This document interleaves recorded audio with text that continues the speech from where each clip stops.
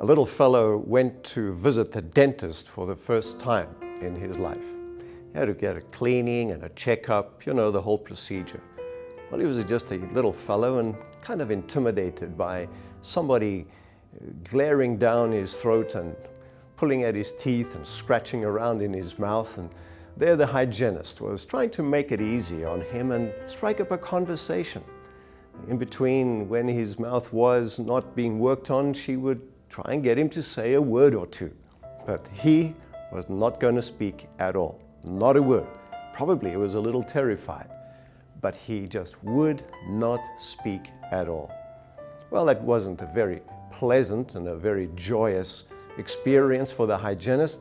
So when the dentist came in a little later to do the final checking, the dentist decided he would try it as well. Try and get this little fellow to talk, say a few words, get him to kind of just relax and open up a little bit. So the dentist would ask him and said to him, "Now, hey fellow, how old are you?" Not a word, not a sound, not even for a simple question like that. Dentist was not going to give up very easily, and so he asked the little guy, "Well, don't you know how old you are?" And at that moment, the little fellow put up his hand with 4 fingers showing. Well, the dentist still didn't get any sound out of him, so the dentist went on to ask him another question. And his question this time was, "Can you talk?" And immediately the 4 fingers went up again. And the dentist said to him, "Well, can you talk?" And the little fellow got serious and he said back to the dentist, "Can you count?" You know, the Bible actually tells us that we ought to do a lot of counting. Let me tell you about Abraham. Back in Genesis chapter 15, God is talking with Abraham, and here's what God says to him. "Abraham, look toward heaven and count the stars if you are able to number them." And then God promised him, "So shall your descendants be." That's a lot of counting. Abraham, can you count the stars? Can you count?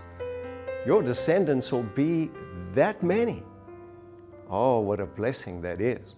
But there's another place where God says we can count. In fact, this is David speaking in Psalm 139, verse 17 and 18.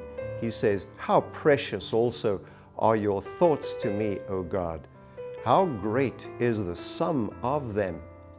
If I should count them, they would be more in number than the sand." Isn't it so comforting to know that God's thoughts toward us are even more than the sand on the seashore or the sand you can find anywhere? God thinks that much of you. That's so comforting. There is another passage that invites us to count. And this is found in Luke 17:28, where Jesus said, "For which of you, intending to build a tower, does not sit down first and count the cost, whether you have enough to finish it?"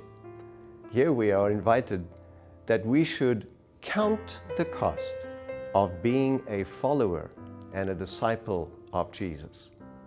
Now, one more place where the Bible invites us to count. This time, taking it from Philippians 3, verse 7 and 8, where Paul says, "But what things were gain to me, these I have counted loss for Christ. Yet indeed, I also count all things loss for the excellence of the knowledge of Christ Jesus my Lord, for whom I have suffered and the loss of all things, and count them as rubbish, that I might gain Christ." What a powerful statement. Paul is saying that he has valued everything in his life, and then he's compared it to the value of Jesus. And that counting shows that Jesus outnumbers any other value that we can come up with. So how about doing some counting today? Count your blessings. Count God's ways of loving you, of blessing you. Count the cost of following Him. Can you count? My name is Ivan Blake, Senior Pastor of the Fletcher Seventh-day Adventist Church.